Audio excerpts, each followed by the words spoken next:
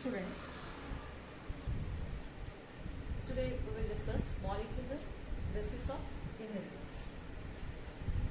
Here in this chapter we will discuss first the structure of DNA. So you know that genetic material are present inside the nucleus, that is inside the chromosome. So chromosome contain chromatids and each chromatid contain deoxyribonucleic acid DNA. It may be in some organism like viruses inside the nucleus. They don't have nucleus, but they have RNA as a genetic material. So here we will discuss first the structure of DNA, which is the genetic material. DNA means what? Deoxyribonucleic acid, and these is first isolated by Friedrich Mister from past cells, and he named this as nuclein. Now after that, in 1950, this Levin in they categorized this deoxyribose sugar, the 4 types of nucleotides present in DNA, like adenine, thymine, cytosine, guanine. All these things are discovered later. Chargaff has a lot of contribution that we will discuss, and major DNA model is proposed by J.D. Watson and F.S.C. Crick. So the model that we are going to discuss is actually proposed by J.D. Watson and F.S.C. Crick. So 1953. They worked out the first correct double helix model from the X-ray photographs of Wilkins and Franklin. Now who is this X-ray diffraction data technique is proposed by Maurice Wilkins and Franklin. Okay, so Wilkins, Watson and Crick were awarded Nobel Prize in the 1962. So they built a 3D molecular model of DNA that satisfied all the details obtained from X-ray photographs. They proposed that DNA consisted of double helix with 2 chains having sugar phosphate to the outside and nitrogenous base to the inner side. So this diagram will show you how this strand of DNA made up of sugar and phosphate alternate, and then inside base pairs are arranged. And base pairs are nothing but adenine pairs with thymine with double bond, and cytosine pairs with guanine with triple bond. Now this is A and G are purine and T and C are pyrimidine. So purines and pyrimidines, these are the 2 types of nitrogenous bases are there. And one purine is always combined with one pyrimidine. Okay. Now there is one more pyrimidine, that is uracil, which is present in RNA but not in DNA. Whether DNA, thymine is there, but in RNA you will not get thymine. So this is called complementary base pairing, which is same. So that this sequence is not that it should be alternate, it may be of any sequence. Now complementary base pairing between the 2 polynucleotide chain is considered to be hallmark of their proposition. And it is of course based on early finding of Chargaff, that is A double bond T and C triple bond G. So Chargaff has lots of contribution we will discuss. Now let's come to this figure. This is a DNA structure. There a DNA is double stranded and this strand is seen here clearly. Now here the diameter of these 2 strands is 20 angstrom, and from these to this is a spiral group, one DNA, the DNA strand is like 1 twist, then again coming back to this position. This is the length is 34 angstrom, and each twist contains 10 base pairs. That is 3.4 angstrom is the distance between the base pairs. Like from here to here, the distance is 3.4 angstrom. Now this one is called major group. This is the major group, where you can see this is a major group, but here this one is a minor group. This one is a minor group. Okay. So these chains. Now here what do you see? Sugar is there. We will discuss detail of the sugar, phosphate, everything in class 11 also you have read biomolecules chapter. Recall that. Now sugar is connected to each other by a phosphate molecule, and this is the structure where I have written 5' to 3'. So polarity of the strand. This one is 5' to 3', that is anti-parallel. So both the strands are anti-parallel in nature. Now if you see types of DNA, then DNA can be of B-DNA, that is a common B-DNA that we have, most of the animals have. This B-DNA is right-handed double helical structure, and here each of the helix, that I said 34 angstrom, diameter is 20 angstrom, and distance between the base pair is 3.4 angstrom.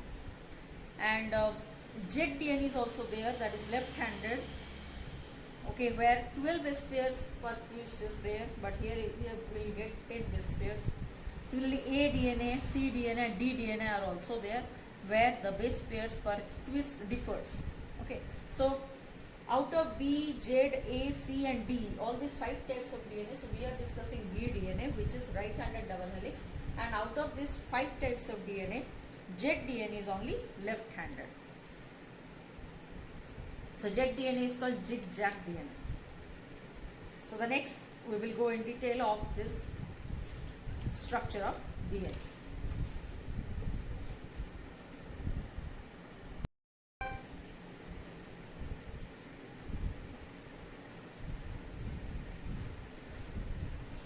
Let's see what Watson and Crick model told about the DNA. So we discussed 5 types of DNA. Now there are 2 types of DNA as per the structure, that is circular and linear. Now circular DNA you will get in prokaryotes, whereas linear DNA you will get in eukaryotes. So this is the linear DNA. Now Chargaff, as I said, the Chargaff rules, Erwin Chargaff in 1950 made observation on the basis and other components of DNA, where purine and pyrimidine base pairs are in equal in amount, that is here A plus G by D plus T plus C is equal to 1. That means A is equal to T, A by T is equal to also 1, C by G is also 1, and sugar, deoxyribose and phosphate occur in equimolar proportion, and AT base pairs are rarely equal to CG base pair. The ratio of A plus T and G plus C is variable but constant for a species, but you will get purine and pyrimidine base pairs in equal in amount, that is A and G are purine and T and C are pyrimidine, so that is equal to 1. So this is proposed by Chargaff. Now structure of DNA, so DNA is deoxyribonucleic acid, this is helically double twisted, and polydeoxyribonucleotide macromolecule. So this is a macromolecule. Now here what you see, this is a pentose sugar. The sugar is a pentose sugar, and this pentose sugar, this is the 5, this is carbon 1, 2, 3, 4 and 5. So this is 5 dash, okay, 5 prime end, and this one is the 3 prime carbon is attached to phosphate, here 5 prime is attached to phosphate. But the direction which is 5 prime to 3 prime, on the opposite side you can see it is anti, which is a reverse direction. So this side is 3 prime carbon is there, and this side 5 prime carbon is there. That's why this is anti-parallel. Now this is parallel because the distance remains same, that is 20 angstrom distance between these two. Yes. And here first carbon is attached to nitrogenous bases. So here it is double bond showing, double hydrogen bond. That means this is A and T. But if it will show triple hydrogen bond, then it will be C and G, that is hydrogen bond. Now pentose sugar structure is given. Here the speciality is that in this pentose sugar, which is called as ribose, here deoxyribose means one oxygen is less in the second carbon atom. The second carbon atom, it should be OH in hexose, but here one O is missing, so it is deoxyribose. And this is the phosphoric acid molecule. The structure is shown here. So this is complementary base pair, A plus A combines with T and C combines with G. So salient features of this B model of DNA proposed by Watson and Crick is that DNA is the largest biomolecules in the cell. DNA is negatively charged, okay, and molecular configuration of DNA is 3D. DNA has 2 polynuclear chains. The 2 chains of DNA has anti-parallel polarity, 5' to 3' and 3' to 5'. Backbone of each polynucleotide chain is made up of alternate sugar and phosphate. Nitrogenous bases of 2 polynucleotide chains from complementary pairs, that is A pairs with T and C pairs with G. A large size purine always comes opposite to a small size pyrimidine. So that completes the 20 angstrom distance actually. So Adenine of one polynucleotide chain is held to thymine, an opposite chain, by 2 hydrogen bonds, and cytosine held opposite of guanine by 3 hydrogen bonds. So pitch of the helix is 3.4 nanometer or 34 angstrom with roughly 10 base pairs in each turn, particularly in vDNA, and the average distance between the two adjacent base pair comes to about 0.34 nanometer, that is 3.4 angstrom. Okay, so planes of adjacent base pairs are stacked over the one another, and along with hydrogen bonding, the stacking confers stability to the helical structure. So DNA is acidic. For its compaction, it requires basic proteins. So for DNA is a negatively charged. So to pack it, the proteins, that is histone proteins, are needed, which is basic. Okay, the histone proteins are positively charged and occupy the major groups of DNA at an angle of 30 degree to helix axis.